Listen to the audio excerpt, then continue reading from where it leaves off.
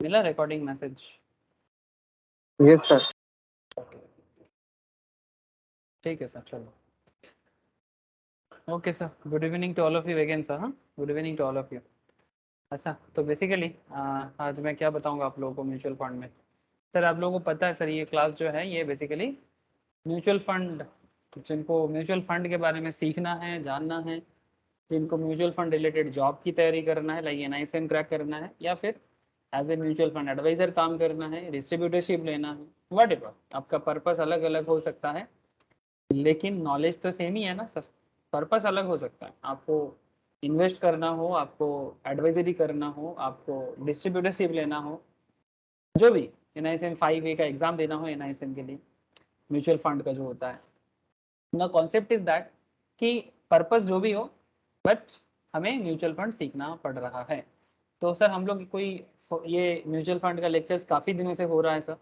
आज मैं almost 21st lectures देने जा रहा हूँ। सो वीक में एक ही दिन होता है हम लोग का म्यूचुअल फंड लाइव क्लास। तो सर आज मैं आपको क्या बताऊंगा? सर आज मैं आपको बताऊंगा म्यूचुअल फंड बेंचमार्किंग के बारे में। जैसे अगर आपको याद होगा, लास्ट वीक जो भी लाइव क्लास में था, आजकल सब कोई लाइव क्लास में रेगुलर नहीं हो पा रहे due to some any reason, I don't know, but मैंने जिन लोगों को भी लाइव क्लास किया था और जिन्होंने नहीं किया उनको बस इतना बताऊंगा कि आप लोग एक बार देख लेना सर, अगर बाई चांस मिस हो गया था आप लोगों से तो। सर लास्ट दिन मैंने आपको एक्सपेंस रेशियोज वगैरह के बात किया था, याद है क्या? एक्सपेंस रेशियोज वगैरह, डायरेक्ट प्लान रेगुलर प्लान के बीच में क्या फ़र्क होता है, ठीक है। और उसमें टोटल एक्सपेंस रेशियो या TER, ठीक है, मतलब एक फंड में जब कोई इन्वेस्ट करता है, एक फंड में जब कोई इन्वेस्ट करता है तो उस फंड के इन्वेस्टमेंट का दो तरीका होता है, एक रेगुलर तरीका और एक डायरेक्ट तरीका। रेगुलर ऑलवेज थोड़ा सा कॉस्टली होता है, बिकॉज रेगुलर आपको डिस्ट्रीब्यूटरशिप के थ्रू से लेना पड़ता है। आजकल गवर्नमेंट डायरेक्ट प्लान भी ला दिया है सर, जिसमें आप डायरेक्टली ऑनलाइन के थ्रू से ले सकते हो, लेकिन हाँ, अगर आपको नॉलेज है तभी डायरेक्ट प्लान में जाना चाहिए, बट अगर आपको नॉलेज नहीं है आप हमेशा रेगुलर प्लान में ही आपको जाना चाहिए। लेकिन हाँ, रेगुलर प्लान में एक्सपेंस रेशियो ज़्यादा होता है compare to direct plan. Direct plan थोड़ा सस्ता होता है, but when you are knowledgeable आप डायरेक्ट प्लान में जाना चाहिए, आपको सेविंग्स भी होता है सर। लेकिन सर चलो मैं स्क्रीन शेयर करके आपको बताता हूँ कि आज का हम लोगों का डिस्कशन का पॉइंट क्या है, ठीक है। तो सर आज तो मैं आपसे बात करूंगा म्यूचुअल फंड बेंचमार्किंग के बारे में। किसके बारे में सर? Mutual fund benchmarking. आप लोगों को स्क्रीन दिख रहा है ना? हेलो,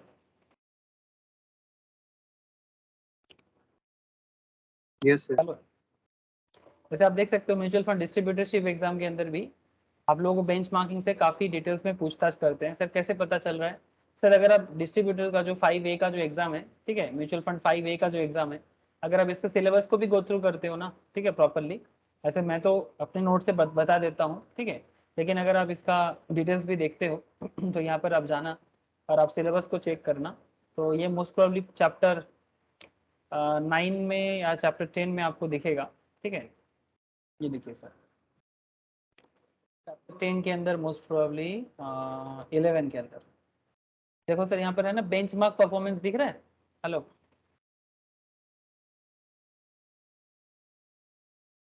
ठीक है। तो सर ये सब जो एरिया है ये बात करना है सर, ठीक है, कि ये बेंचमार्क एंड परफॉर्मेंस क्या है, प्राइस रिटर्न इंडेक्स क्या है, टोटल इंडेक्स रिटर्न इंडेक्स क्या है, ठीक है, बेंचमार्क फॉर इक्विटी स्कीम कैसे काम करता है, डेब्ट स्कीम कैसे काम करता है। तो मेनली यही सब डिस्कशंस हैं जो आज आपके साथ मैं करने वाला हूँ। तो इन सिंपल अगर कहा जाए तो सर, इन सिंपल कहा जाए तो म्यूचुअल फंड बेंचमार्किंग क्या है वो बात करना है।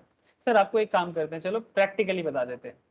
सर आप लोग अगर थोड़ा सा ऐसे, ये पराग पारिक का है जिसमें एक्चुअली काफ़ी इन्वेस्टमेंट था मेरा या मेरे आप लोग जैसे स्टूडेंट्स जो भी काफ़ी दिनों से मेरे साथ कनेक्टेड है, तो इसीलिए शुरू के दिनों से ऐसे तो बहुत सारा एग्जांपल्स मैं उठा सकता हूँ, 40-45 एसेट मैनेजमेंट कंपनीज हैं हमारे देश में, बट मैंने पराग पारिक उठाया। ऐसे Parag Parikh is not a big asset management company, not a large, but फिर भी एक मॉडरेट वे में पराग पारिक एसेट मैनेजमेंट काफ़ी बेहतरीन परफॉर्मेंस दिया है लास्ट कुछ सालों में, ठीक है। अगर आप यहाँ पर देखें सर, पराग पारिक फ्लेक्सी कैप फंड्स, अब इसके बारे में मैं क्या बताऊँ, फैक्ट सेट्स का डिस्कशन तो मैं बहुत एकदम स्टार्टिंग क्लासेस से करे जा रहा हूँ, ठीक है, तो आज फिर से फैक्ट सेट्स का डिस्कशन तो नहीं करेंगे। लेकिन जब किसी पर्टिकुलर फंड में हम लोग इन्वेस्ट करते हैं ना, तो उसके फैक्ट सेट्स के अंदर हमें कुछ इन्फॉर्मेशन मिलता है।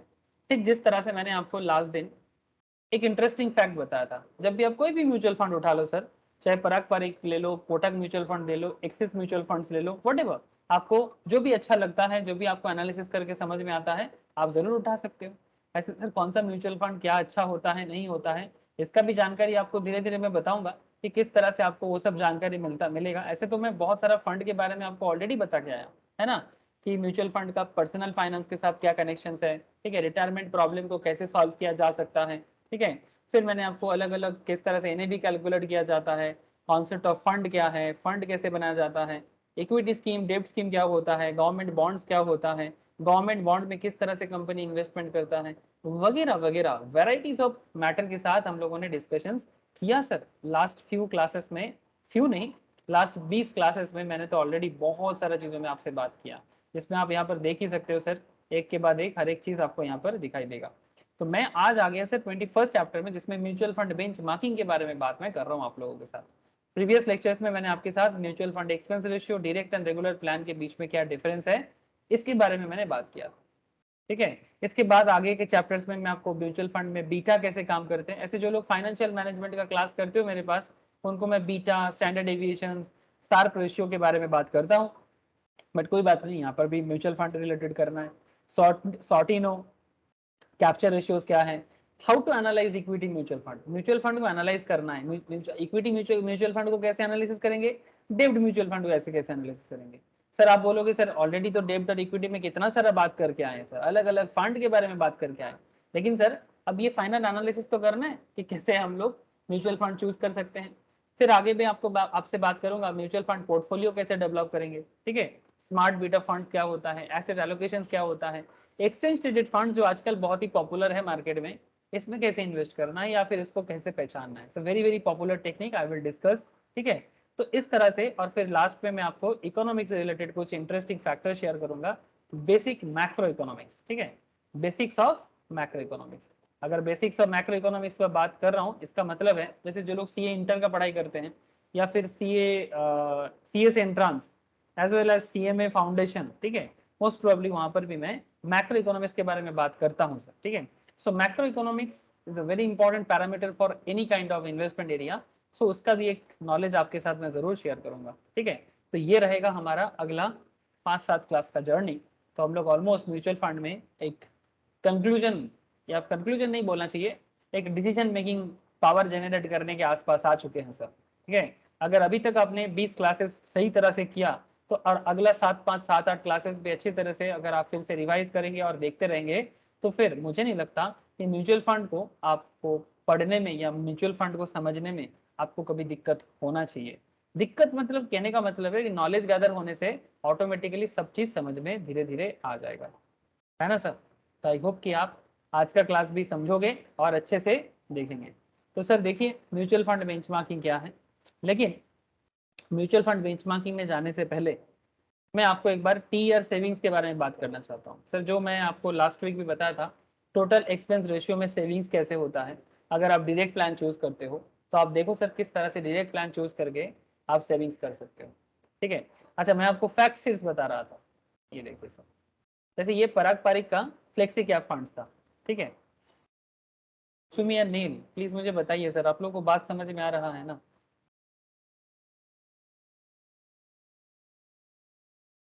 हेलो, प्लीज थोड़ा बताइएगा सर।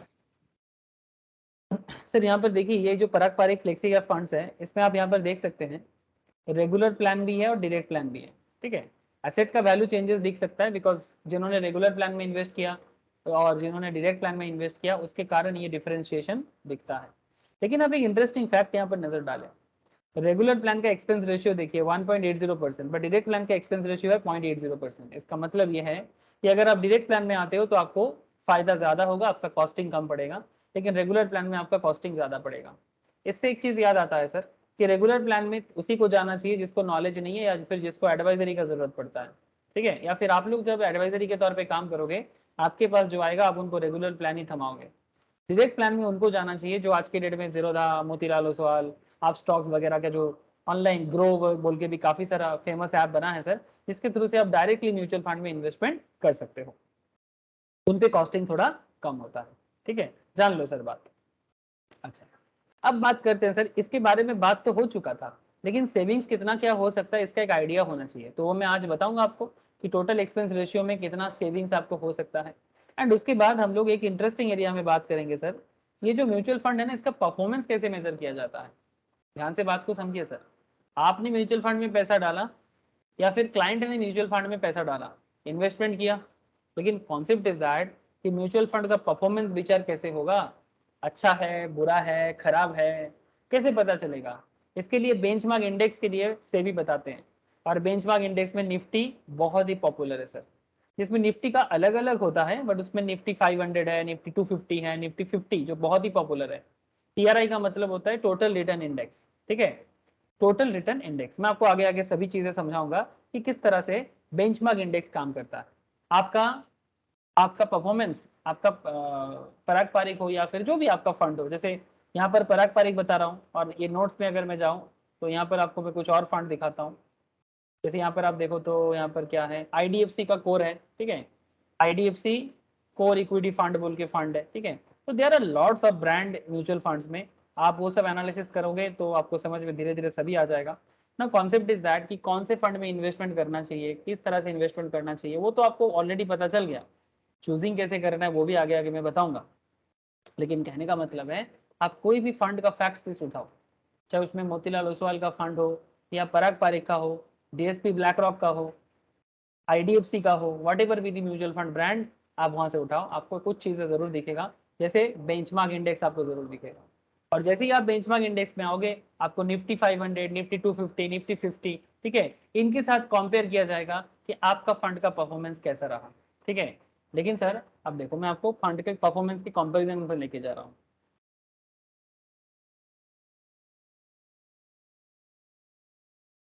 क्या आपको कुछ ग्राफ दिख रहा है, बेसिकली लाइन चार्ट।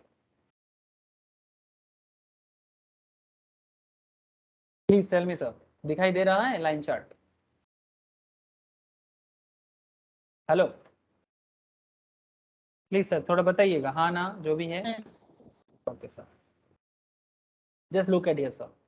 सर ये जो ग्रीन लाइन दिख रहा है आपको यहाँ पर, जिसको मैं अभी रेड कर दिया, इन माई पेन मैं इसको अभी रेड कर दिया, बट यहाँ पर आप देख सकते हो ये बेसिकली ग्रीन लाइन है, ठीक है। यहाँ पर भी आप देखो तो ये ग्रीन लाइन है। सर जो ग्रे है वो बेसिकली मिड में है, ठीक है, ये है। ग्रीन जो है वो पराग पारिक का जो फंड है उसका है, ठीक है। बीच में जो है ये निफ्टी 500 कंपनीज का लिस्ट है, और जो ब्लैक है ज्यादा डीप में है, ठीक है, वो निफ्टी 50 है। और ये जो पराग पारिक का जो फ्लेक्सी कैप फंड्स है, पराग पारिक का जो फ्लेक्सी कैप फंड्स है, ये रिसेंट है सर। ये जो डेटा है ये लास्ट 4-5 महीना पुराना ही है सर, जनवरी 29 2021 से जनवरी 31 2022 तक के बीच में, ठीक है। आपका फंड कैसा परफॉर्मेंस किया है, जो Parag Parikh flexi cap funds Nifty 500 या निफ्टी 50 के तुलना में, निफ्टी 500 या निफ्टी 50 के कंपैरिजन में कैसा परफॉर्मेंस किया है, वो यहाँ पर बताया जा रहा है।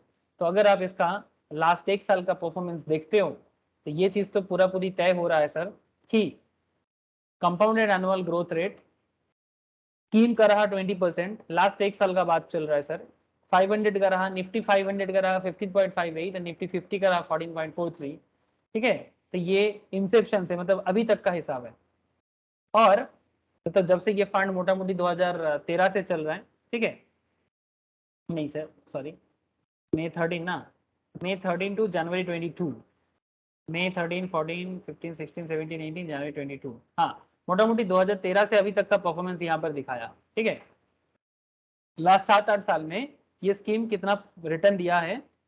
और इवन आपको पता है कि Parag Parikh flexi cap foreign companies के ब्रांड में भी इन्वेस्ट किया है, लाइक गूगल, माइक्रोसॉफ्ट वगैरह में भी इनका इन्वेस्टमेंट है, और इंडिया के टॉप टॉप ब्रांड में भी इनका इन्वेस्टमेंट रहा है। ओके ना सर, ठीक है। अब ये तो रही म्यूचुअल फंड का एक एरिया, ठीक है। सिंस इंसेप्शन लास्ट 7-8 साल से ये फंड चल रहा है, इसमें ये कैसे परफॉर्मेंस दिया है ये आपको दिखा रहा है। दूसरा एक एरिया है लास्ट 1 साल में कैसा रहा। तो अगर आप देखें जो ज्यादा डीप है वो निफ्टी 50 है।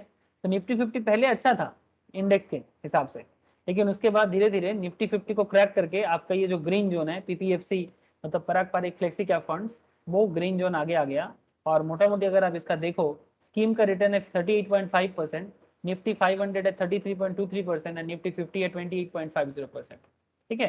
ये जेन्युइन डेटा है सर, एकदम कंपनी के साइड से भी है और ऑथेंटिक भी है, ठीक है।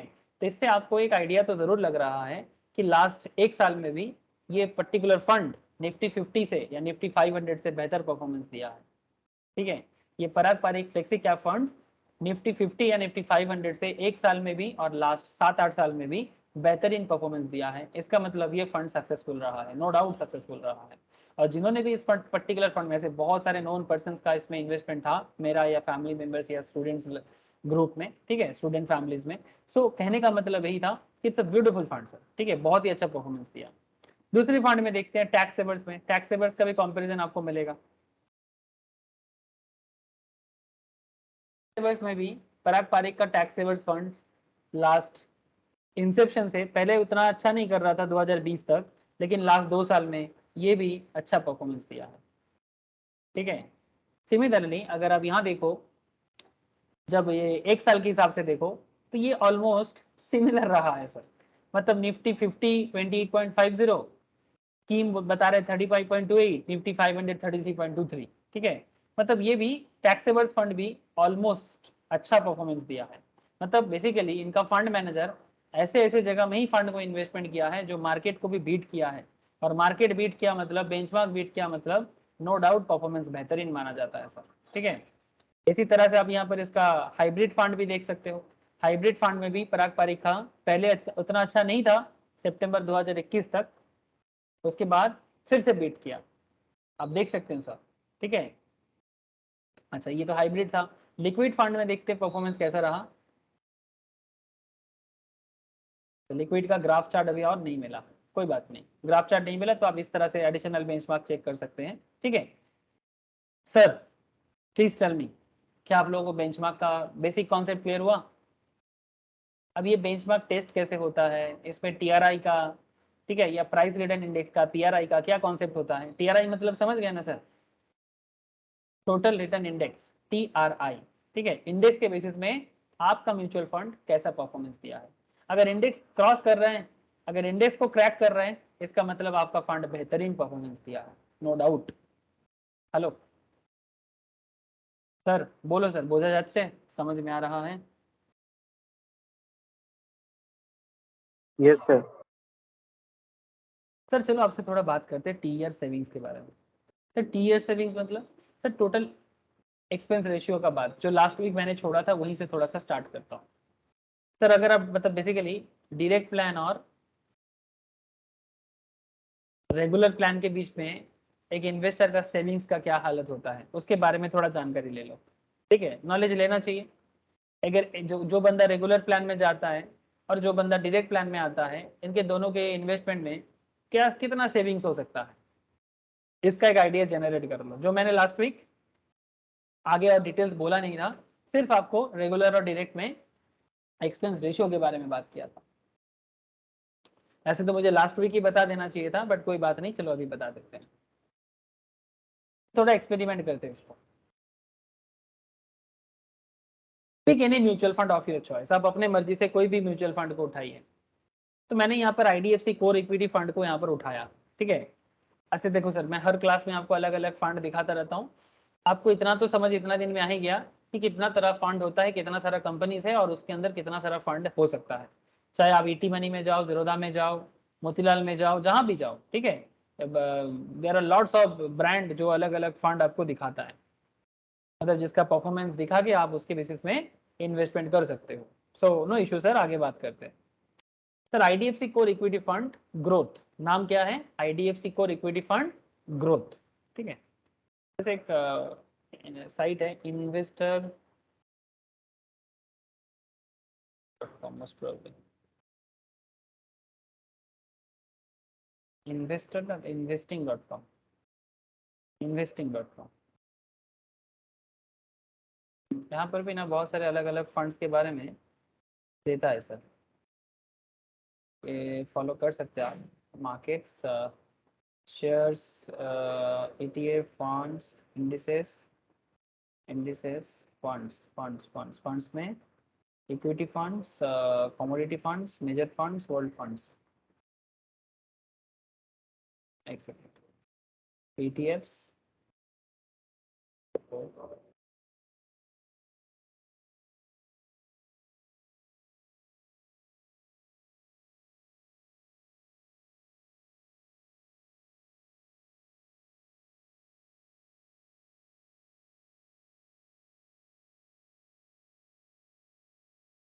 ये देखो सर, इंडिया में फेमस फेमस फंड के बारे में दिखा दे रहा है सर। ये पूरा वर्ल्ड वाइड खबर दिखाता है। SBI मैग्नम बैलेंस्ड फंड, ठीक है, there are lots of fund यहाँ पर आपको दिखाई देगा, ठीक है। SBI equity hybrid fund, regular growth, ICICI Prudential, ठीक है, मोर इंडियन फंड्स आप यहाँ पर देख सकते हो। ऐसे तो बहुत सारे साइट्स हैं, मैं यहाँ पर आपको जस्ट एक बेसिक आइडिया दिखा रहा हूँ कि there are lots of funds India में। ये एक्चुअली ये इन्वेस्टिंग.com पूरा वर्ल्ड वाइड डेटा दिखाता है, ठीक है। इवन आप हांगकांग का फंड्स का भी डेटा चेक कर सकते हो, तो ये इंडिया का है, ठीक है। इस तरह से इंडोनेशिया का, जापान का, मलेशिया का, न्यूजीलैंड का, पाकिस्तान में भी चलता है, ठीक है, फिलीपींस का, ठीक है, आप देख सकते हैं सर, ठीक है, world wide, Taiwan, Thailand, Vietnam, ठीक है, पूरा वर्ल्ड भर का चीजें आप यहाँ पर देख सकते हो। ऑस्ट्रेलिया, वर्ल्ड फंड्स भी देख सकते हो सर, ठीक है। तो इंडिया में बहुत फंड चल रहा है, ठीक है। तो कोई बात नहीं सर, इसी तरह से यहाँ पर एक फंड हमने उठाया, आपको सेविंग्स बता रहा हूँ, डायरेक्ट प्लान चूज करने का। IDFC core equity fund growth, ठीक है, नाम है IDFC core equity fund growth. Arbitrarily assume starting date and SIP amount, ऐसे ही एक आर्बिट्रेली उठा लेता है। आर्बिट्री का मतलब होता है ऐसे ही उठा लेना, ठीक है। 10,000 as a monthly SIP starting from 1 Jan 2014, और मान के चलते 2014 से इसको स्टार्ट किया गया है। I further assume that the SIP is continued over 5 years, तो फिर कितना दिन तक चला है SIP? 2020 तक, 1 जून 2020 तक, ठीक है सर। अब आगे देखो सर, पूरा बात सुन लो, फिर आपके मन में जो भी सवाल है मैं देखता हूँ। I have used a standard SIP calculator, I have used the one of money control का SIP कैलकुलेटर, या फिर कहीं पर भी आप यूज कर सकते हो। Sir IDFC mutual fund scheme, IDFC core equity fund regular plan growth, ये फंड का नाम है, स्कीम का नाम है। आपने SIP किया 10,000 का, सर SIP करना है आपको हर महीने 15। सर यहाँ पर आप 1000 का भी SIP कर सकते हो। आजकल तो सर 100 100 रुपीज 500 रुपीज का भी SIP अमाउंट है, ठीक है। So that's not the big deal, ये बस आपको समझाने के लिए। SIP डेट आपने चालू किया 2014 1 जनवरी से, और ये एंड हुआ है 1 जनवरी 2020 तक, ठीक है। अब यहाँ पर आपका SIP इन्वेस्टमेंट में रिटर्न बताया जा रहा है सर 8.84, जो आपका CAGR है। अब आप मुझे CAGR बता के और पूछो मत सर, हाँ CAGR में इतना बात की है सर आप लोगों से, CAGR एंड XIRR, ठीक है। सर अभी आप देखो IDFC core equity fund regular plan, ठीक है। Sir investment period January 1 2014 to January 1 2020। Number of investment इसका है 73 फंड में। टोटल अमाउंट इसका इन्वेस्टमेंट है 7,30,000, सॉरी कितना हो रहा है सर, 73 लाख, क्या नहीं, 7,30,000 ना, हाँ 7,30,000, ठीक है। अमाउंट इन्वेस्टमेंट, कितना यूनिट आपने परचेस किया देखो सर, 20,772.43, ठीक है। जैसे शेयर होता है वैसे ही म्यूचुअल फंड का यूनिट्स होता है। इन्वेस्टेड वैल्यू है सर 9,52,000, इतना अमाउंट ने आपने इन्वेस्टमेंट किया। NAV इसका बता रहा है 45.83 जनवरी 1 2020 के हिसाब से। अब सर ये सब बात तो मैं पहले भी आपको बता के आया हूँ, ठीक है, NAV क्या है, इन्वेस्टमेंट वैल्यू वगैरह क्या है। तो यहाँ से कुछ चीजें नोटिस करना है, जैसे sir CAGR compounded annual growth rate, या फिर आप इसको जब कैलकुलेटर में कंप्यूटराइज्ड वे में करते हैं, इसको हम लोग XIRR बोलते हैं, मतलब extended internal rate of return, ठीक है, 8.84%। Okay, no issue. Basically CAGR का ही मॉडिफाइड वर्जन होता है XIRR। टोटल अमाउंट आपने इन्वेस्टमेंट किया है, इन्वेस्टेड ऑलरेडी है 7,30,000 across 73 months. Total number unit आपके पास है 20,772, इतना यूनिट का फंड्स आपके पास है। Total value of investment after 73 month, 73 महीना खत्म होने के बाद आपका फंड का वैल्यू होता है रेगुलर इन्वेस्टमेंट में 9,52,000। तो this is reasonably standard SIP performance. ये जो परफॉर्मेंस है ये रीजनेबल स्टैंडर्ड SIP परफॉर्मेंस है। 7,30,000 इन्वेस्टेड है और वैल्यू हुआ है 73 महीने बाद। 73 महीना मतलब कितना साल सर, 73 मंथ्स मतलब कितना, बोलो, 6 साल, हेलो, 6 इयर्स ना, मौसमी नील, सही बोला ना मैंने? नो देखो सर, ध्यान से सुनना अभी बात। Yes sir. 73 मंथ्स में आपका वैल्यू हुआ 9,52,000, ठीक है। अब यहाँ पर आपका सेविंग्स कितना हुआ ये देखना है सर, ठीक है, कि जब आप डायरेक्ट प्लान में कोई बंदा इन्वेस्ट करता है तो वो कितना सेव कर लेता है। This is reasonably standard SIP ना, और repeat the same activity with the same fund but in direct options. अब इसको रेगुलर में नहीं, डायरेक्ट ऑप्शन में देखते हैं। IDFC core equity fund direct हाँ, अच्छा रेगुलर में रेगुलर लिखा नहीं होता, ठीक है, डायरेक्ट में डायरेक्ट लिखा होता है। Here is the performance. अब चलो इसका परफॉर्मेंस आपको दिखाते हैं। IDFC म्यूचुअल फंड, फंड वही है, बस वो रेगुलर से डायरेक्ट आ गया। इन्वेस्टमेंट अमाउंट है 10,000, SIP भी वही मंथली है, SIP डेट भी सेम टू सेम है। अब आपको यहाँ पर रिटर्न देखना सर, देखो वहां पर 8.84 था, यहाँ पर CAGR 10.47 बता रहा है, यहाँ पर आपका इन्वेस्टमेंट रिटर्न 10.47% बता रहा है। क्यों? बिकॉज अब वो एक्सपेंस कम है आपका, इन्वेस्टमेंट पीरियड वही है, number of investment 73, total amount investment 7,30,000, total unit purchase आपका कम है। देखो सर वहां पर यूनिट परचेज ज्यादा था, यहाँ पर यूनिट परचेज कम है, वहां पर आपका 21,000 समथिंग कुछ यूनिट परचेज था, 20,772, यहाँ पर आपका नंबर ऑफ यूनिट कम है 19,982। इन्वेस्टमेंट वैल्यू आपका ज्यादा हो रहा है सर, 9,99,527। NAV है इसका 50.02, बिकॉज इसका खर्चा कम है तो NAV ज्यादा हो जाता है। तो कंपेयर दिस परफॉर्मेंस, अब इसको दोनों को डिफरेंस को देखो आप, दोनों डिफरेंस को मैं साइड बाय साइड रखता हूँ, आप दोनों को कंपेयर करो। Look at this sir, starting date में और एंड डेट में दोनों में कोई फर्क नहीं है, डायरेक्ट हो या रेगुलर, ठीक है सर। एंडिंग डेट में 1 जन 2020 और 1 जन 2020 में नो प्रॉब्लम। SIP अमाउंट इसका भी 10,000, इसका भी 10,000, फ्रीक्वेंसी इसका भी मंथली, इसका भी monthly, number of invested 73 units compound accumulated, इसका थोड़ा ज्यादा, इसका थोड़ा कम, टोटल अमाउंट इन्वेस्टमेंट इसका भी जितना, इसका भी, मतलब टोटल अमाउंट वही है, लेकिन इसका अमाउंट एक्यूमुलेटेड अमाउंट थोड़ा ज्यादा है, इसका कम है। लेटेस्ट वैल्यू ऑफ इन्वेस्टमेंट 9,99,527, इसका 9,52,000, फर्क कितना पड़ गया सर? सर 47,727 का, 527 का, 47,000 का डिफरेंस है वैल्यू ऑफ इन्वेस्टमेंट में आज के डेट में 2020 में। और आपका XIRR देखो 10.47, ये आता था 8.84। ये तो पूरा फर्क समझ में आ रहा है कि आपका वैल्यू में ही फर्क आ रहा है सर। और वैल्यू क्यों फर्क कर रहा है? बिकॉज आपका खर्चा डायरेक्ट में कम होता है। और क्यों कम होता है ये मैंने डायरेक्ट में बता के रखा, ठीक है। लास्ट वीक का जो क्लास था उसमें मैं बता के रखा कि क्यों कम होता है, ठीक है। अब आप मुझे क्यों पूछेंगे तो फिर मैं यही बोलूंगा कि सर लास्ट वीक का क्लास तो इसी पे था। So in the direct fund, you have accumulated 19,982 units, slightly lesser than regular funds, but do recall from the previous chapter, वही मैं बताना चाहता हूँ, the value of units in direct fund is always much higher compared to regular fund. As you can see, the investment value in direct is 9,99,527 versus the value of 9,52,000 in the regular fund. The difference is 47,527 or about 6.51% when compared to the initial value investment amount. Where do you think the money is going? अब आपके मन में चल रहा है ये extra पैसा कहाँ जाता है? Well, the money is going to distributor for having advice to you, ठीक है। जो डिस्ट्रीब्यूटर मतलब जो डिस्ट्रीब्यूटर एडवाइस करता है, इक्विटी एडवाइजर का एग्जाम देता है ना सर, या फिर इक्विटी डिस्ट्रीब्यूटर का एग्जाम देता है, ये क्या है? ये म्यूचुअल फंड 5A का एग्जाम जो NISM वाले आप लोग जो देना चाहते हो, क्यों देना चाहते हैं? या म्यूचुअल फंड बड़े बड़े जो फार्म है वो क्यों क्यों इसका एग्जाम लेके आपको जॉब प्रोवाइड करता है? आप देखना चाहोगे ऑनलाइन में? चलो मैं आपको दिखाता हूँ। NISM 5A जॉब्स,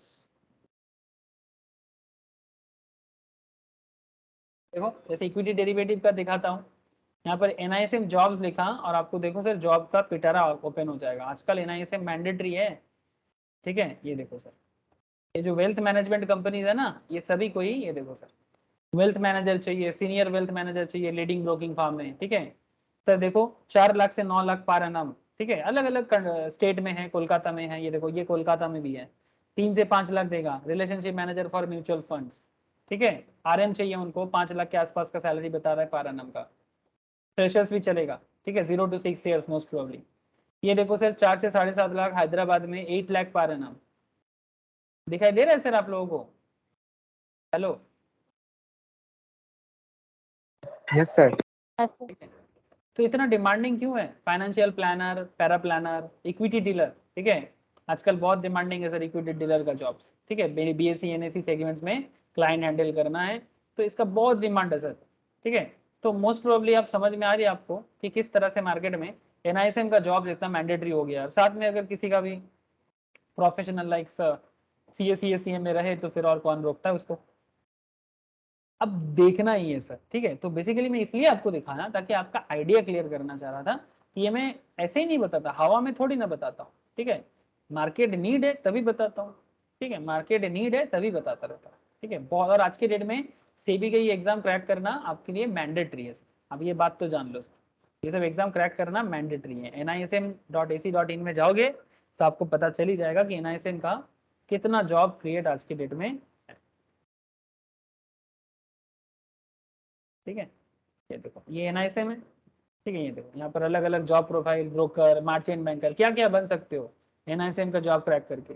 आप ब्रोकर डीलर बन सकते हो, मार्चेंट बैंकर बन सकते हो, म्यूचुअल फंड डिस्ट्रीब्यूटर बन सकते हो, रिसर्च एनालिस्ट बन सकते हो, वेल्थ मैनेजर बन सकते हो, ठीक है। तो NISM is must for the in this field. And इसके साथ आपको अगर सीए या फिर सीएस या फिर सीएम, चार चांद लगा दोगे सर, कोई भी एमबीए भी सामने फेल हो जाएगा, नो डाउट, ठीक है। ये तो बस आपको आइडिया देने के लिए था और कोई इरादा नहीं था मेरा, ठीक है। इरादा तो समझ में आ गया आपको। अच्छा, तो बेसिकली आई होप कि आपको समझ में आ रहा है कि ये जो एक्स्ट्रा पैसा कहाँ जाता है, डिस्ट्रीब्यूटरशिप का जो काम जो करते हैं। आप कोई बोलेगा सर सभी कोई तो फिर डायरेक्ट प्लान में ही जाना चाहिए ना, क्या मौसम, डायरेक्ट प्लान में अगर फायदा ज्यादा है तो फिर डायरेक्ट प्लान में ही तो सबको जाना चाहिए इन्वेस्टमेंट करने के टाइम पे। अच्छा। लेकिन क्या हर कोई डायरेक्ट प्लान में जा पाएगा, क्या लगता है आप लोग, हाँ। क्यों नहीं जा पाएगा बोलो तो? Lack of knowledge. Lack of knowledge. लेकिन पैसा बहुत सारे लोगों के पास है। अब कोई बैंक आपको इतना रिटर्न देता है क्या?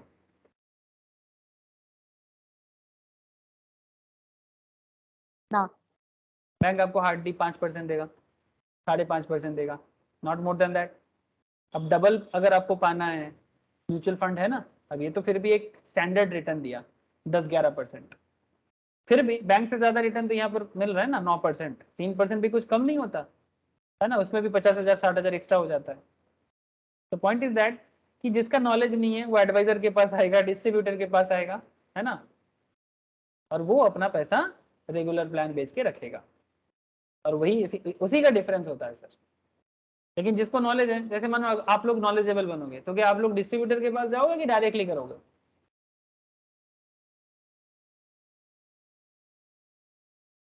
बोलो, आप लोग नॉलेज गैदर कर रहे हो तो आप लोग डायरेक्टली करोगे कि डिस्ट्रीब्यूटर के पास जाके करोगे? डायरेक्टली कर दो। डायरेक्टली करना है ना, तो यही तो फर्क बन जाता है।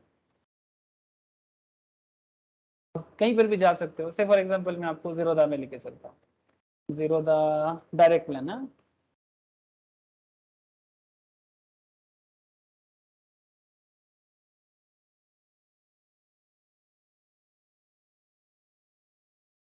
0.0 में गए, ठीक है। Invest in commission free direct mutual funds, ठीक है। Commission on regular mutual funds can be up to 1% compounded every year by direct funds on Coin free, ठीक है। एक्सप्लोर करते हैं इसको। जैसे मैंने एक्सप्लोर पे क्लिक किया, यहाँ पर देखो अलग अलग आ रहा है, कौन से एसेट मैनेजमेंट कंपनी चाहिए बोलो, ठीक है। Access BOI। अब अगर आपको कुछ स्पेशलिटी पता है तो आप कंपनी वाइज जाओ, अगर आपको कुछ नहीं पता तो फिर आप यहाँ पर सर्च करो इक्विटी फंड, डेब्ट fund, hybrid fund, fund of fund, index fund, solution oriented fund.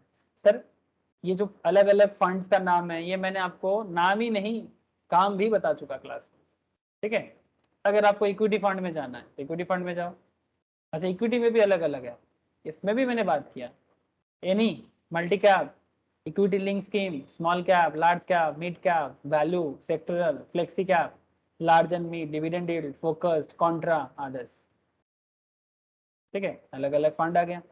डेब्ट के अंदर जाना है, डेब्ट के अंदर जाओ, any, liquid, overnight, banking, ultra short, dynamic, corporate, money market, gilt fund, हाँ, short duration, long duration, low duration, medium duration, credit risk, medium to long duration, gilt with 10 year. इसीलिए तो म्यूचुअल फंड सीखना पड़ता है लोगों को, अगर सीखेगा नहीं तो पता कैसे चलेगा। तभी तो मैं म्यूचुअल फंड क्लास लो सभी के लिए बोलता हूँ, जिसको खुद का इन्वेस्टमेंट भी करना है उसके लिए भी, और जिसको मार्केट में जॉब करना है, डिस्ट्रीब्यूटर बनना है उसके लिए भी, है ना। हाइब्रिड भी है, अभी अभी आपको मैंने पराग पारिक में हाइब्रिड दिखा रहा था। तो this is the option, this is how you can choose mutual funds directly. और अगर आपको, अच्छा मैंने आपको बॉन्ड भी सिखाया, बॉन्ड में इन्वेस्ट करो, कॉर्पोरेट बॉन्ड में इन्वेस्ट करो। ETF के बारे में मैंने अभी डिटेल्स बोलना चालू नहीं किया, मैं ETF भी बताऊंगा आपको, ठीक है। एक्सचेंज ट्रेडेड फंड्स के बारे में भी मैं बातचीत करूंगा आपसे आगे, ठीक है। सो इतना एक्स्ट्रा प्रॉफिट कर लिया। अगर आप डायरेक्ट प्लान चूज करते हो तो 10.47, और अगर आप रेगुलर चूज करते हो तो 8.84, तो which implies that every year you end up paying 1.63% of your investment value as commission, अगर आप रेगुलर में जाते हो, ठीक है। लेकिन सर अगर आप डिस्ट्रीब्यूटर हो तो फिर आपके लिए ये 1.63% क्या कमीशन है ना।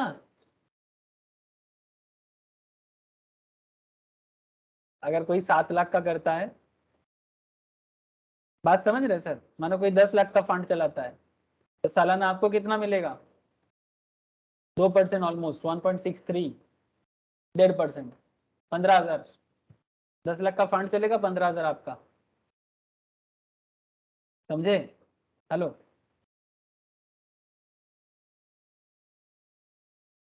Yes, sir. तो इसीलिए डिस्ट्रीब्यूटरशिप इतना, तो लोगों को क्यों म्यूचुअल फंड डिस्ट्रीब्यूटरशिप करना होता है समझ में आ रहा है ना सर, इसीलिए करना होता है। लोग म्यूचुअल फंड डिस्ट्रीब्यूटरशिप इसीलिए लेना चाहता है, ठीक है।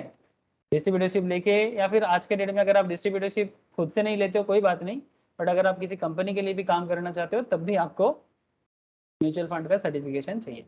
अच्छा सर, बेंचमार्किंग एंड टीआरआई के बारे में बताऊं, इसी के बारे में तो बात करने के लिए बोले थे आप। Yes, benchmarking and TRI. Sir mutual fund performance decide कैसे होता है, मेरा फंड अच्छा चल रहा है नहीं चलता, मैं ऑलरेडी आपको बता दिया शुरू में ही, फिर भी थोड़ा और डिटेल जानकारी लेना चाहिए ना। स्टार्टिंग में मैंने आपको बेंचमार्क बता दिया पारंपरिक फंड के अंदर, तो moving forward I guess we need to spend some more time to discuss concept of benchmarking in mutual funds. चलो बताते हैं, थोड़ा समय देते हैं, है ना, सीखने के लिए समय देना चाहिए। Benchmarking in the mutual fund world is used to measure the performance of a fund. To put this in perspective, think about an aspiring athlete. अब क्यों चेक करना है, मानो कि आप एक एस्पायरिंग एथलीट हो, एथलीट समझते हो ना सर, हाँ रनर, है ना, तो ये रनर नेम्ड एक्स, ये कोई रनर है जिसका नाम एक्स है, ठीक है, या हुसैन बोल्ट भी हो सकता है, जानते हो ना सर हुसैन बोल्ट कौन है। हेलो, हुसैन बोल्ट को जानते हैं कि नहीं जानते, नाम सुना है। Yes, sir. दुनिया का सबसे तेज दौड़ने वाला व्यक्ति हुसैन, हुसैन बोल्ट। हाँ, कुछ मिनट में 100 किलोमीटर पार कर देता है, सॉरी 100 मीटर पार कर देता है, मिनट में नहीं लगता, कुछ सेकंड्स में। हाँ जानते हो, मतलब यहाँ से 100 मीटर दौड़ लगाएगा बोल्ट। क्या नाम है, हुसैन बोल्ट ना, हुसैन, वेस्ट इंडियंस है, इनका रिकॉर्ड ये है सर कि 100 मीटर 400 मीटर जो दौड़ होता है ना सर, उसमें दौड़ लगाता है और स्प्रिंटर, मतलब greatest sprinter of all time, आज तक इनका रिकॉर्ड तोड़ने वाला कोई नहीं हुआ आया सर। इतना तेज भागता है हुसैन बोल्ट, कितना जोर से भागता है सर, मैं वही देखना चाहता। 100 metre 200 metre and 400 metre relay.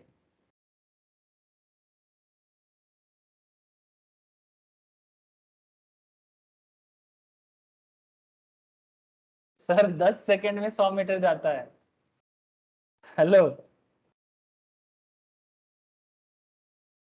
9 seconds में, 9 सेकंड लगता है उसको 100 मीटर भागने में। आप लोग बचपन में स्कूल में 100 मीटर दौड़ लगाते थे ना, हाँ, Yes, 10 sir. से 10 सेकेंड्स भी नहीं लगता इनको 100 मीटर भागने में। अब इमेजिन कर सकते हो, 400 मीटर जाने के लिए इनको समय लगता है 36 सेकेंड्स। मतलब आप समझ लो सर कि यहाँ से, जैसे मानो अगर आप केष्टपुर में मेरे घर आए हो, यहाँ से मेरे वीआईपी रोड का डिस्टेंस है सर 600 मीटर, ठीक है, 500 से 600 मीटर, मतलब उनको यहाँ से वीआईपी रोड जाने में दौड़ के अगर वो जाता है तो 1 मिनट में पहुंच जाएगा, 1 मिनट भी नहीं लगेगा।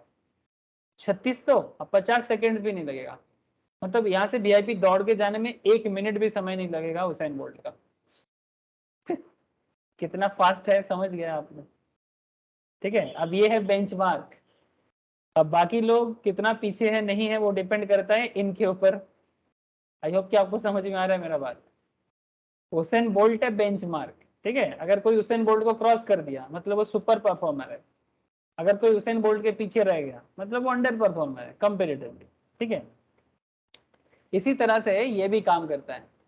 So X is a practicing hard for an upcoming running event. X's man's plan is to not only win the 100-meter race but also beat Y, another aspiring runner from the neighboring town. ठीक है, जैसे Usain Bolt को आपको मैंने दिखाया। अब देखो sir, now in the practice run, X clears 100-meter track in 14.5 seconds. Do you think he is a good position to win the race? It would be hard to say unless we know how much time Y takes to clear the same. मतलब 14.5 seconds में X करता है बहुत अच्छा, but अभी देखना ही है कि X अच्छा है कि खराब है, इसके लिए आपको कंपेयर करना पड़ेगा। सर Y लेता है 13 सेकंड्स, तो सर X तो अच्छा नहीं हुआ। Now who is likely to win the race?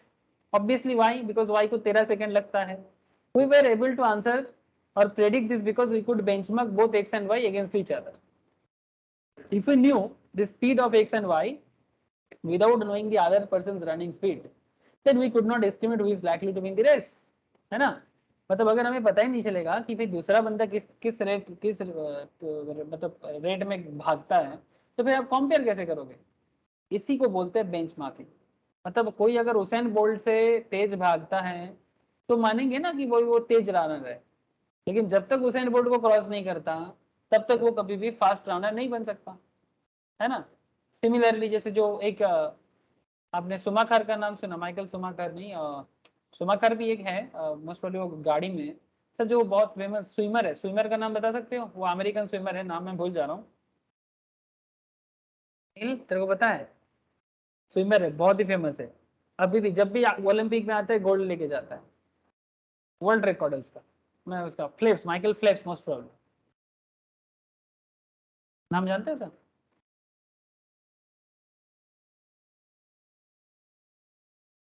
Michael Phelps, yes, American swimmer, मुझे याद आ गया। सर इन्होंने कितना बार जीता जानते हो?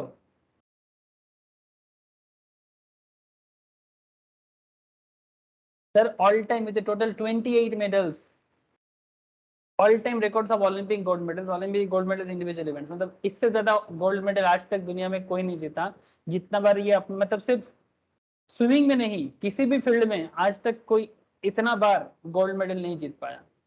28 टाइम्स, नॉट अ जोक। एक आध बार फास्ट हो जाए कोई समझ में आता है, 28 बार लगातार, ठीक है, इसको बोलते हैं बेंचमार्क। समझ में आ रहा है सर आपको? हेलो। बाकी जब भी किसी का Yes, sir. कंपैरिजन होगा स्विमिंग फील्ड में, जब भी किसी का कंपैरिजन होगा स्विमिंग फील्ड में, तो इन्हीं से कंपैरिजन होगा। भाई तुम माइकल फेल्प्स को क्रैक कर पाए कि नहीं कर पाए? अगर नहीं है तो अभी भी नीचे हो, फास्टेस्ट होने के लिए, ठीक है, आपको करना पड़ेगा। Olympic gold medal 23 times, total 28 medals मिला है, उसमें ओलंपिक गोल्ड मेडल 23 टाइम्स, और इंडिविजुअल इवेंट्स में 13 बार, और ऑल टाइम में 28 टाइम्स। ठीक है, जो ओलंपिक का अलग अलग कॉन्सेप्ट होता है उसका आप बाद में स्टडी कर देना। So point is very simple sir यार, पॉइंट इज दैट कि बेंचमार्क क्या है ये तो पता चल गया, चाहे वो ओलंपिक हो, माइकल फेल्प्स हो या हुसैन बोल्ट हो। ठीक है, अब यहाँ पर म्यूचुअल फंड में देखते हैं। अब डीएसपी म्यूचुअल फंड के फंड मैनेजर्स उसका फंड को अच्छा किया कि नहीं किया उसका एक कंपैरिजन यहाँ पर है। इसका बेंचमार्किंग है sir Nifty large mid cap 250। जैसे हमारे यहाँ पर इसका था निफ्टी 500 और निफ्टी 50, सिमिलरली मतलब ये परक परक का था। सिमिलरली डीएसपी का यहाँ पर बेंचमार्किंग रहा है Nifty large mid cap 250, because वैसे ही फंड में इसका भी है, रेगुलर ग्रोथ फंड है। ठीक है, 2000 से ये फंड चला है सर, 20 ईयर्स, 3 महीने का उम्र हुआ इसका फंड का, 16 मई 2000 से चल रहा है। ठीक है, मॉडरेटली हाई रिस्क है, एसेट अंडर मैनेजमेंट है इस पर्टिकुलर फंड के पास 4500, almost 4889.15 crore as on July 31, 2020। Goal है कैपिटल एप्रिसिएशन, मतलब इस फंड का गोल यही है कि आप जो फंड इन पे डाले हो, ठीक है, वो एप्रिशिएट हो जाए, ठीक है, बड़े अमाउंट पे। अब चलो आगे आपको मैं दिखाता हूं। In this snapshot above we can see that DSP equity opportunity fund itself against Nifty 250 index. For example, a large cap equity fund benchmark itself against the Nifty 50 index. The idea here being that large cap fund should beat the index in the terms of generated on any time frame. You choose to measure, it could be 3 or 5 or 10 years. मैं आपको समझाता हूँ बात। The mutual fund generated higher return than the benchmark. Mutual fund benchmark से भी higher return generate कर सकता है, benchmark like Nifty 50, ठीक है, जो स्टॉक मार्केट में चलता है सर। ठीक है, then fund is said to be outperform. अगर वो निफ्टी 50 को क्रैक कर दे, अगर वो निफ्टी 500 या 250 को क्रैक कर दे, इसका मतलब है कि वो निफ्टी को भी क्रैक कर दिया, आउट परफॉर्मर है। Mutual fund generates lower returns compare to the benchmark. इसका मतलब है कि वो अंडर परफॉर्म। आई होप कि आपको समझ में आ गया कि यहाँ पर आउट परफॉर्म और अंडर परफॉर्म का मतलब क्या था। ठीक है, मतलब अगर कोई माइकल फेल्प्स को हराते हैं, अगर कोई यूसेन बोल्ट को हराते हैं, अगर कोई सचिन तेंदुलकर को हराते सेंचुरी मार के, है ना, सचिन तेंदुलकर बेंचमार्क है सर वर्ल्ड में। टोटल इंटरनेशनल क्रिकेट में 100 सेंचुरी आज तक किसी ने नहीं लगा पाया, बहुत पीछे हैं। अगर कोई कर सकता है लेटेस्ट ट्रेंड में, बोला जाता है कि विराट कोहली, केन विलियम्स, जो रूट, ठीक है, इंग्लैंड का क्रिकेटर, केन विलियम्स न्यूजीलैंड का, और इंडिया से विराट कोहली। कहा जाता है कि अगर ये लोग कर दे तो, लेकिन ये लोग भी अभी पीछे हैं। जो रूट अभी पहले से परफॉर्मेंस बहुत अच्छा दे रहा है, हो सकता है आगे बात बढ़ सकता है। और एक का नाम मैं लेना भूल गया, स्टीव स्मिथ, ऑस्ट्रेलिया। ठीक है, क्रिकेट चल रहा है कि म्यूचुअल फंड, सर कोई बात नहीं, हम लोग तो क्रिकेट, स्विमिंग और रन, फिर क्रिकेट और फिर म्यूचुअल फंड में आ गए। Okay, so put in this context, assume an equity fund generate कर रहा है 12% CAGR, 12% CAGR मतलब annual compounded annual growth rate 12%।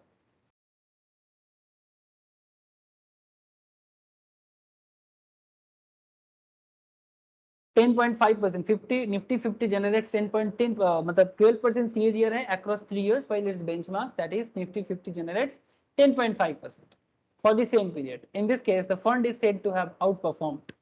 The excess return with respect to benchmark is called the alpha. Sir, point to be noted sir. Equity fund generate कर रहा है 12% across 3 years, while its benchmark Nifty 50 generate कर रहा है 10.5% same period. तो हम ऐसे बोल सकते हैं कि आपका फंड या हमारा fund outperform. Excess return जो जनरेट किया with respect to the benchmark is called alpha. ठीक है, अल्फा का मतलब क्या हो गया, फिर एक्सेस रिटर्न जितना हुआ वो अल्फा है। तो अल्फा कितना बन गया सर, 1.5%।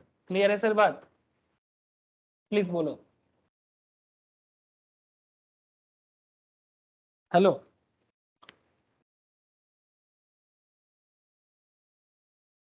हेलो मौसमी, नील, यस आप सर। लोग कनेक्टेड हो? अल्फा, अल्फा समझ में आया सर, बोलो। Yes sir. Okay sir, by the way मौसमी का आवाज नहीं आ रहा है, अगर आवाज कनेक्टेड है तो फिर हाँ या ना बोल सकता है मौसमी। By the way, this snapshot above you must have noticed. अच्छा, Okay sir. TRI, ठीक है, स्नैपशॉट में हम लोग TRI के बारे में बात करते हैं। TRI क्या है? Total return index. मैं पहले भी आपको बताया। अच्छा, नीचे है, यहाँ पर भी है, ये देखो, ये investing.com से ही फंड को उठाया गया था। TRI TRI TRI TRI दिखाई दिया? ऐसे तो मैंने आपको TRI के बारे में बता दिया था यहाँ पर। टोटल रिटर्न इंडेक्स रिटर्न, ठीक है, निफ्टी 50 का या निफ्टी 500 का। तो ऑलरेडी मैं इसका आपको एग्जाम्पल दे के रखा। तो यहाँ पर सिमिलर वे में निफ्टी का भी इसी तरह से TRI निफ्टी 50 हो सकता है, 250 हो सकता है। तो आई ऑलरेडी डिस्कस्ड, ठीक है।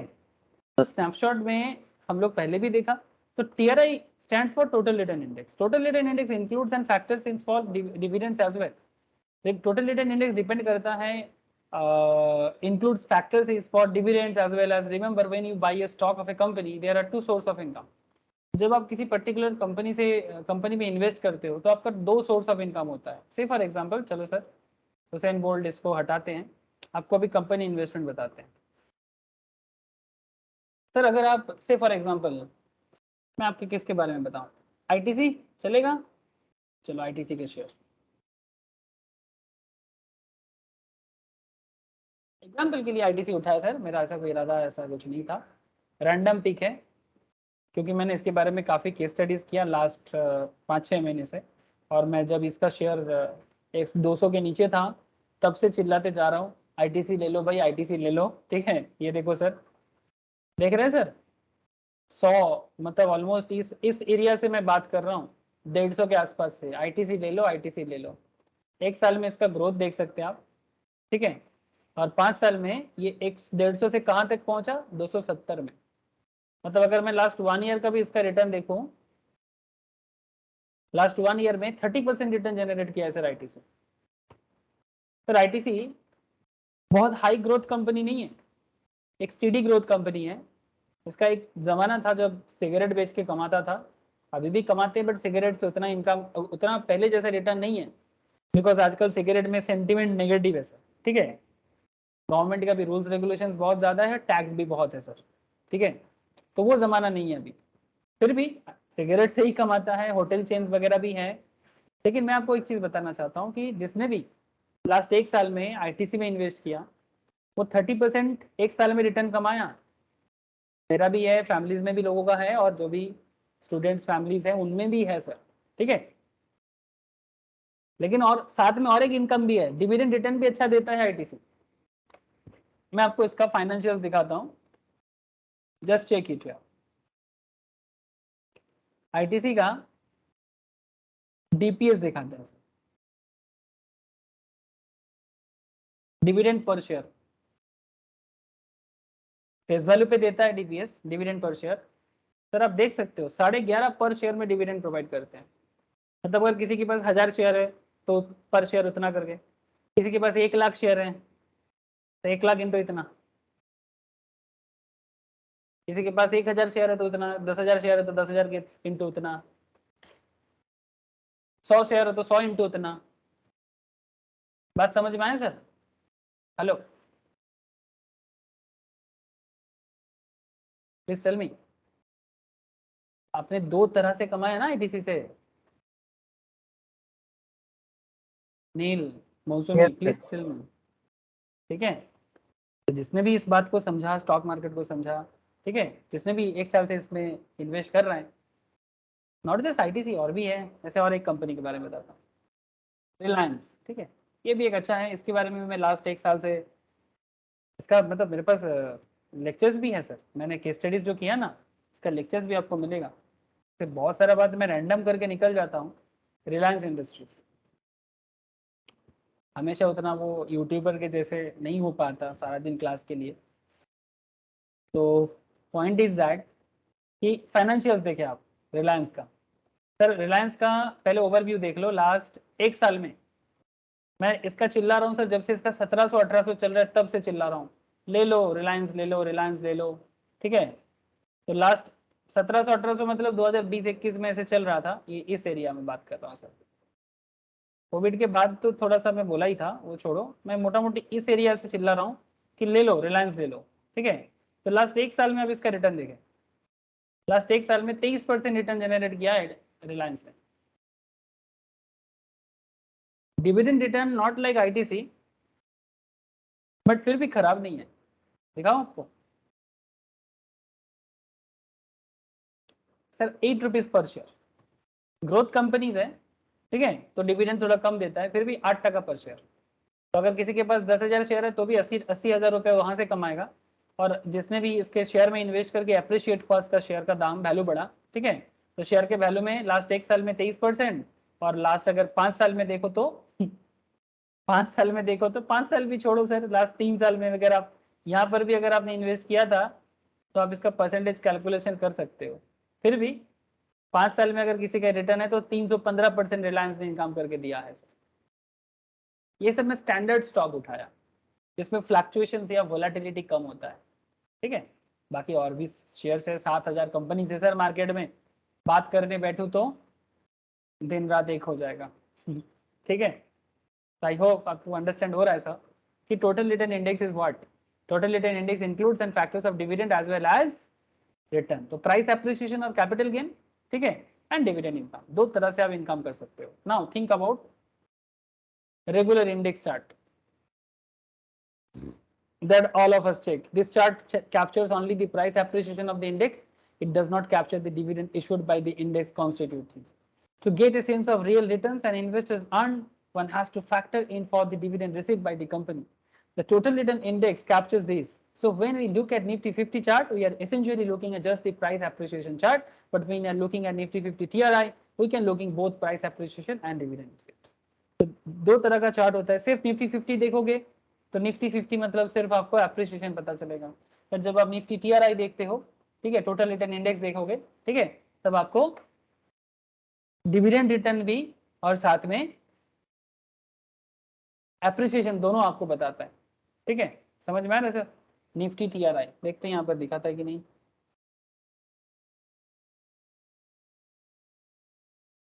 ऐसा यहाँ पर तो नहीं है, यहाँ पर निफ्टी 50 है, निफ्टी स्मॉल है, 100 है, मिड कैप है, टीआरआई नहीं बता रहा है। बट अगर आप टीआरआई भी ढूंढोगे एनएससी के साइड में जाके आपको दिखाई दे देगा। ये देखो सर, निफ्टी टीआरआई 500, ठीक है। मैं एग्जांपल के लिए मनी कंट्रोल के अंदर या फिर investing.com के अंदर भी जा सकता हूँ, या एनएससी के अंदर भी जा सकता हूँ, नेशनल स्टॉक एक्सचेंज के अंदर भी आपको मिलेगा।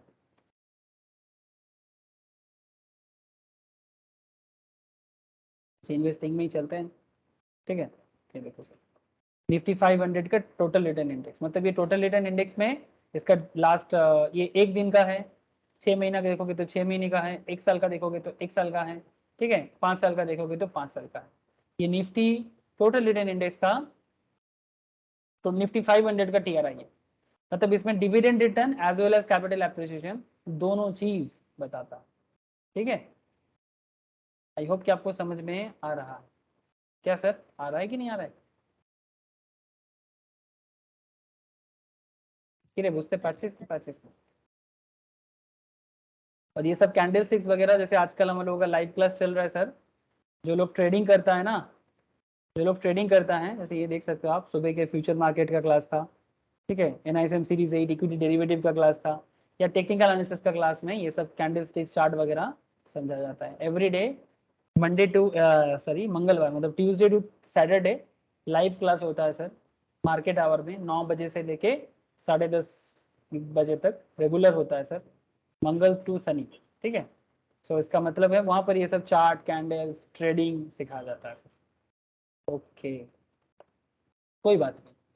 अब आपको मैं इसको दिखाता हूँ। तो जैसे ये फंड का अगर आप देखें थोड़ा सा सर, ये ब्लू जो है एनएससी है, ठीक है, सॉरी रेड जो है एनएससी है, और ब्लू लाइन जो है वो निफ्टी टीआरआई है। मतलब ये जो है ये फंड है, ठीक है, और बाकी जो है वो एनएससी। मतलब ये देखो फंड थोड़ा अंडर परफॉर्मिंग लग रहा है, ठीक है, निफ्टी टीआरआई से थोड़ा सा नीचे है। यहाँ से ये चीज पता चल रहा है कि for the same period total return index has posted an absolute return 942%। मतलब निफ्टी टीआरआई परफॉर्मेंस दिया है 950% का, निफ्टी 50 दिया है 738% का, ठीक है। तो यही मैं बात कर रहा था, निफ्टी 50 और टीआरआई में फर्क होता है, बिकॉज टीआरआई जो है वो डिविडेंड के साथ लेके काम करता है, निफ्टी 50 सिर्फ एप्रिसिएशन में बात करता है। So for an index, its TRI avatar is always more valuable since it factors in dividends, because TRI dividend में भी factor करता है। Mutual funds use TRI as a benchmark. This is a recent phenomena, though earlier mutual fund were benchmarking against just the price appreciation chart.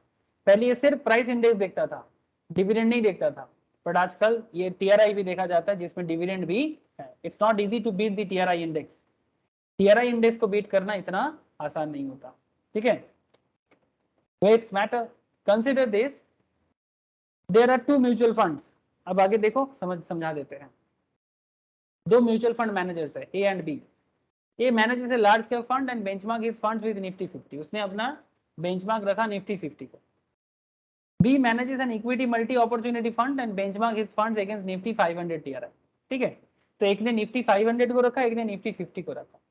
Which mutual fund manager here do you think will have a tough time beating the benchmark? किसको benchmark को beat करने में problem हो सकता है? Nifty 50 में 50 large cap stock है, Nifty 500 में not only the 50 stock from Nifty 50, मतलब निफ्टी 50 का 50 तो है ही, एडिशनल और भी 450 कंपनी उसके अंदर है। So intuitively it feels as if beating the Nifty 500 TRI seems like a more challenging task. After all, Nifty 500 is diversified, has more stock, lesser volatility, has more stocks, lesser volatility, and therefore drawdowns are contained. मतलब well, but it's not the reason for this is interesting. Let me explain this. बताता हूँ sir. You have created an imaginary index. आपने एक index बनाया, call it the high 5, ठीक है। मतलब जैसे निफ्टी 50 है, आपने भी ऐसा रखा high 5 index. High 5 consist of 5 stocks across 5 different sectors. इसमें जैसे मानो कि स्टॉक में बायोकॉन है, ठीक है, रिलायंस है, टीसीएस है, एक्साइड है, बजाज ऑटो है। बायोकॉन जो है दवाई बनाने वाला है, फार्मा स्टॉक्स है, जिसमें आपने टोटल फंड का 10% लगाया। रिलायंस ऑयल एंड गैस में है 20% लगाया, टीसीएस आईटी है 17% लगाया, एक्साइड ऑटो है 35% लगाया, बजाज ऑटो 18% लगाया, ऑटो एंसिलरी में आता है। टोटल 100% फंड इसमें लगा दिया आपने। टुडे स्टॉक स्प्लिट है, मतलब मानो इसमें 421 शेयर, इसमें 2099 शेयर्स, इसमें 2323, इसमें 161, इसमें 2903। इस तरह से आप अपने बेस को स्प्लिट कर दिया जो 1000 बेस में बना है। अब क्या है सर, टोटल 1000 में आपने अलग अलग हिसाब से अपना फंड को डिस्ट्रीब्यूट कर दिया, ठीक जिस तरह से म्यूचुअल फंड कंपनीज भी अपना टोटल फंड को डिस्ट्रीब्यूट करता है। जैसे ये वाला फंड देखें आप, किस तरह से अपना टोटल फंड को डिस्ट्रीब्यूट करता है। आईटीसी में परसेंटेज लगा 8% का, बजाज में 7.90 का, एक्सिस में 5.56 का। ये कौन सा फंड दिखा रहा हूँ, पारंपरिक फ्लेक्सी कैप्स। इसी तरह से ये भी जो मैं आपको मैंने अभी दिखा रहा हूँ वो भी उसी तरह से फंड को डिस्ट्रीब्यूट किया गया, ठीक है। So each stock has certain weight in the index. अब हर एक स्टॉक का अपना इंडेक्स का वेट होगा, ठीक है। The starting value of the index is 1000, ठीक है। The base split column shows you split of 1000 according to the weight of the individual stock, ठीक है। हर एक स्टॉक के हिसाब से ये वेट आपको दिखा रहा है। With this, assume you start and your index. अब आप निफ्टी नहीं, आप खुद का इंडेक्स बना रहे हो sir. After a few days, stock price have changed. आप कर सकते हो ऐसा, which means the index value also varies. Stock price change होगा तो index value भी change होगा। I have randomly assigned stock price values to the high 5 index. अब देखो सर किस तरह से इसका इंडेक्स वैल्यू चेंज होता है। देखो जैसे आपका वेट तो था 10%, 20%, 17, 35, 18, ठीक है, ये तो 100% है। लेकिन आप देखो यहाँ पर बायोकॉन का शेयर का वैल्यू बढ़ गया, रिलायंस का भी बढ़ा, सभी का बढ़ा, तो आपका वैल्यू हो गया 1081, बिकॉज सबका कुछ परसेंटेज ऑफ ग्रोथ हुआ है, ठीक है। तो जैसे सबका ग्रोथ होगा तो आपका बेस का भी ग्रोथ होगा। So as a virtue of the change in stock price the individual base value change, ठीक है, 1000 से 1081 हो गया, hence the entire index changes. Given the stock price changes, the overall index value changes, and as you can see, the index changed from 1000 to 1081, representing an 8.17% changes. इस तरह से Nifty 50 बदल सकता है, निफ्टी 500 बदल सकता है, वैसे आपका हाई 5 भी बदला। Now, not change anything in the high 5 index, lets the stock remain the same. The reference stock price will stay the same, and even the starting value of index remain the same. मैं आपको समझाता हूँ, ध्यान से देखो। We'll not only change the weight assigned to the individual stock and see what happens to the index values. Have a look at this snapshot. देखो sir, अब इसको उसी तरह से रखते हैं, सेम टू सेम इसका थोड़ा वेट चेंज कर दें। फार्मा में 10 की जगह 20 हो गया, ऑयल गैस में 20 था, 20 रख दिया, आईटी में 5 हो गया, ऑटो में 15, ऑटो में 40, ठीक है।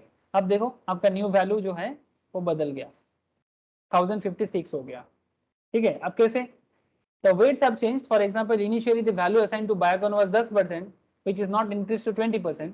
Bajaj Auto changed to 40% from 18%. Likewise for other stock as well. अब जैसे ही weight बदल जाता है, मतलब किसमें कितना weightage डाल रहे हो, ठीक है। Look at the new base value हो गया 1081 से 1056 with no shift in stocks, but with a change in weights. The return have decreased 5.65 to 8.17. What does this mean? इसका मतलब क्या होता है? This means that weights जो आप वेटेज लगाते हो ना कि इसमें इतना परसेंटेज लगाना है, तो the stocks with an index matter the most. Whether you have 50 stocks और 500 stocks in the index is pointless. What you need to look at is weights assigned to each stock, किसमें कितना weightage दे रहे हो। For example in Nifty 500 the top 10 stock has weightage of nearly 45%, the top 25 has a weightage close to 65%, and top 50 has nearly 85 to 90% of the weightage. The rest 500 stock exist for the sake of it, ठीक है। अब इसी तरह से the put is more meaningful context to check the rolling returns of Nifty 50 TRI and 500 TRI. अब ये देखिए, ये रोलिंग रिटर्न क्या है, मैंने आपको प्रीवियस 2 लेक्चर्स पहले समझा था, point two point return and rolling return. अब भूल जाओगे तो मुश्किल हो जाएगा, भूलना नहीं है। अब यहाँ पर 10 साल का एक रोलिंग रिटर्न है निफ्टी 50 TRI का एंड निफ्टी 500 TRI का फ्रॉम 2005, देख सकते सर। निफ्टी 50 रेड में दिख रहा है और निफ्टी 500 TRI ब्लू में दिख रहा है, ठीक है। आप देख सकते हो कि किस तरह से लास्ट 10 साल में rolling return, annualised rolling return change हुआ है फ्रॉम 2001 टू 2020 जून 2001, ठीक है, सॉरी 2010 से 2020, ठीक है। 10 साल में किस तरह से इसका रिटर्न में, रोलिंग रिटर्न में दोनों में चेंजेस हुआ है। अब यहाँ से क्या है सर, सिमिलरली इसी तरह से यहाँ पर 5 साल का भी दिखाया गया, ठीक है, 5 ईयर रिटर्न भी दिखाया गया। अब खेल क्या है sir, this graphs are generated by good friends जो बेसिकली स्टॉक मार्केट एनालिस्ट होते हैं, उनसे ये सब लिया जाता है। It's remarkable how similarly is written down drawdown profile sir. There was some divergence between Nifty 50 and Nifty 500 from 2005 से थोड़ा सा डाइवर्जेंस हुआ है, because but that quickly disappeared. Since then, the returns have been relatively similar across these indices, again indicating the fact that additional 450 stocks in Nifty 500 make very little difference. मतलब additional 450 stock ना बहुत ज्यादा difference नहीं किया. मतलब आपने कहां पर कितना पैसा इन्वेस्ट किया, यहाँ पर देखो कितना डिफरेंस है 2005 से, ठीक है. लेकिन उसके बाद ये ऑलमोस्ट सिमिलर पैटर्न में चला, because 450 stock is not very important कि 450 में क्या हो रहा है निफ्टी 500 में. इंपॉर्टेंट है कि आप किसमें कितना वेटेज दे रहे हो.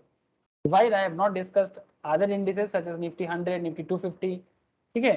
सिमिलरली आप इसी तरह से देख सकते हो, चाहे वो निफ्टी 50 हो, निफ्टी 50 TRI हो, निफ्टी 500 TRI हो, निफ्टी 100 हो, निफ्टी 250 हो.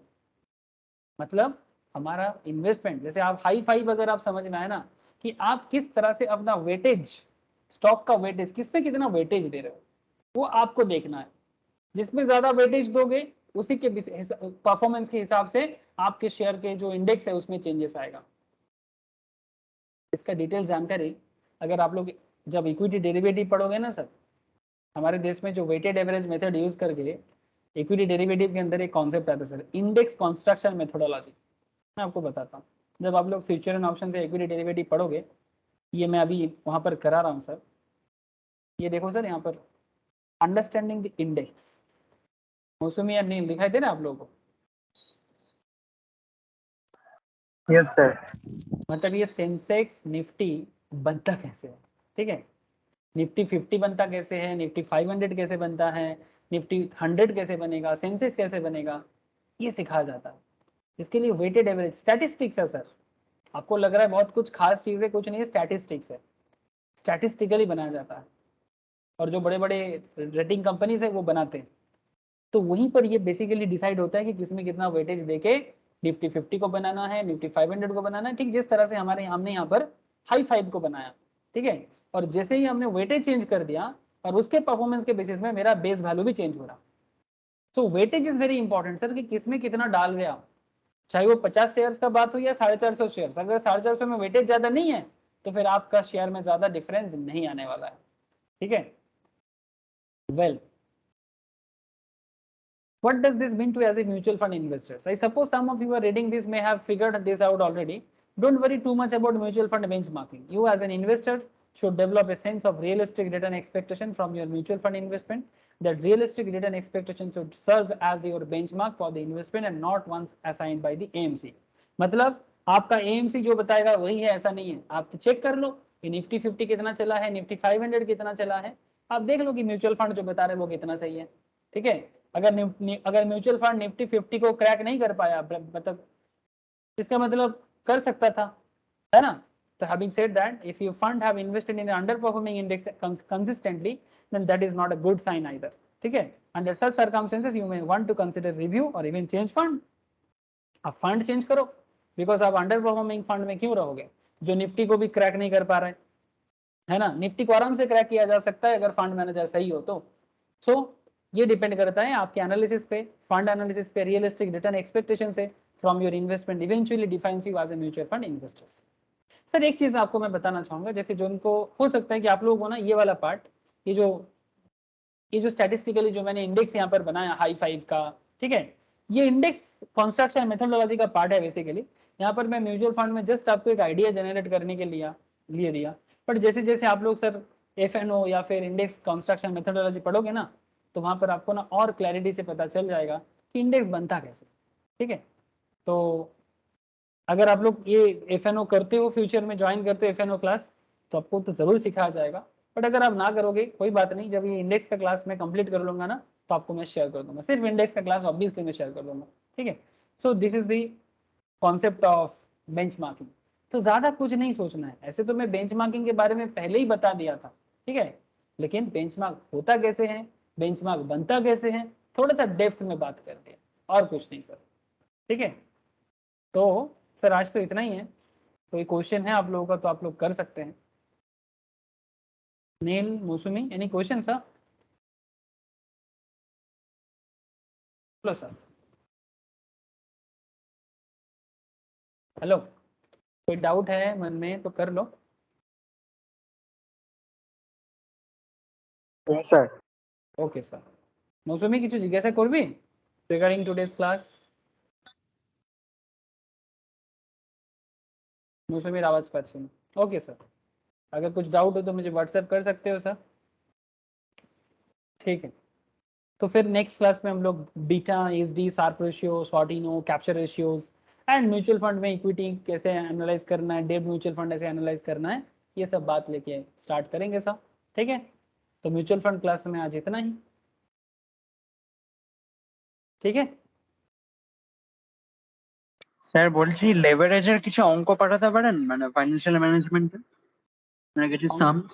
আমি লিভারেজের অনেকগুলো ক্লাস পাঠিয়েছি। ঠিক আছে, লেভারেজ এন্ড ক্যাপিটাল স্ট্রাকচার, এটা আমি তোকে যে একটা ক্লাসের পাঠালাম না, পুরো এফএম এর হ্যাঁ লিস্ট, স্যার আমি ওটা করেছি, প্রত্যেকটা ক্লাস করেছি। আমি বলছি কোনো সামসের কোনো পিডিএফ হবে পিডিএফ পাঠিয়ে দেবো আমি তাহলে। মানে প্র্যাকটিস করার জন্য। ঠিক আছে, আমি বুঝতে পারি না, ওখানে অ্যাকচুয়ালি তুই যদি ক্লাসগুলো করিস তোর ওখানে কোশ্চেন যেগুলো করিয়েছি না, মানে আমি প্রথম দুটো ক্লাসে কনসেপ্ট ক্লিয়ার করেছি, আর আমি আজকে অনেকগুলো এক্সট্রা ক্লাস অ্যাড করেছি, প্রায় লেভারেজের ওপরই আরো 3টে ক্লাস আরো আছে যেখানে আমি কোশ্চেন আনসার প্র্যাকটিস করেছি। তুই যদি ওইটাও করে নিস তোর কিন্তু হয়ে যায়। আমার কথাটা বুঝতে ওকে পারলি? স্যার, এই প্লে লিস্টে পেয়ে যাবো? প্লে লিস্টেতে যখন লিভারেজের লিস্ট আসবে তুই দেখবি প্রায় 5-6টা পরপর লিভারেজের ক্লাস আছে, লাস্ট 3-4টে ক্লাস দেখবি ওখানে সব কোশ্চেন আনসার করিয়েছে। ওকে স্যার, আমি করে নিচ্ছি। ঠিক আছে, যদি না পাস আমায় বলবি। প্রথম 3টে ক্লাস দেখবি তো করে নিচ্ছি, যেগুলো কনসেপ্ট ক্লাস ছিল, লাস্টে যে 3-4টে ক্লাস আছে ওগুলোতে দেখবি কোশ্চেন আনসার করা হচ্ছে। ঠিক আছে, হ্যাঁ sir. Okay bye okay sir, sir. Tata. ওকে।